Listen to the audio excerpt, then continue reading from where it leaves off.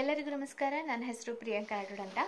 So ನಿಮ್ಮ SDA ಎಕ್ಸಾಮ್ಗೆ PSI PC ಎಕ್ಸಾಮ್ಗೆ ನೀವು ಪ್ರಿಪ್ರೇಷನನ್ನು ಮಾಡ್ತಾ ಇದ್ರೆ ಇವಾಗ ನಾನು ಹೇಳ್ತಾ ಇದ್ದೀನಲ್ಲ ಟಾಪಿಕ್, ಅದ್ರ ಮೇಲೆ ಒಂದು ಪ್ರಶ್ನೆ ಪಕ್ಕ ಅಂತ ಅಂದ್ಕೊಳ್ಳಿ.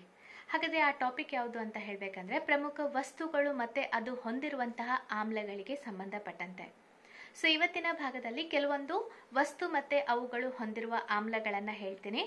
ಸೊ ಆಮೇಲೆ ಕ್ಲಾಸಸ್ಗಳನ್ನು ತೆಗೆದುಕೊಳ್ತೀನಲ್ಲ ಪ್ರತಿದಿನ 8:00 ಆವಾಗ ಈ PDF ಅನ್ನು ಕೊಡ್ತೀನಿ. ಸೊ ಇದನ್ನು ಒಂದ್ಸಲ ನೋಡ್ಕೊಳ್ಳಿ, ಪಕ್ಕ ಒಂದು ಪ್ರಶ್ನೆ.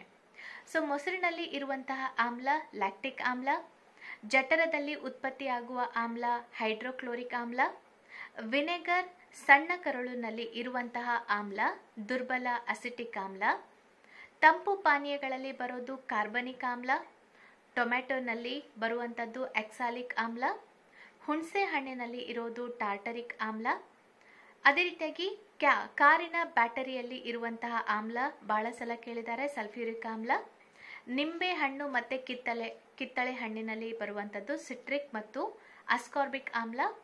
ಸೊ ಅದೇ ರೀತಿಯಾಗಿ ಇರುವೆ ಕಚ್ಚಿದಾಗ ಬರುವಂಥದ್ದು ಯಾವ ಆಮ್ಲ ಅಂತ ಹೇಳಬೇಕಂದ್ರೆ ಫಾರ್ಮಿಕ್ ಆಮ್ಲ.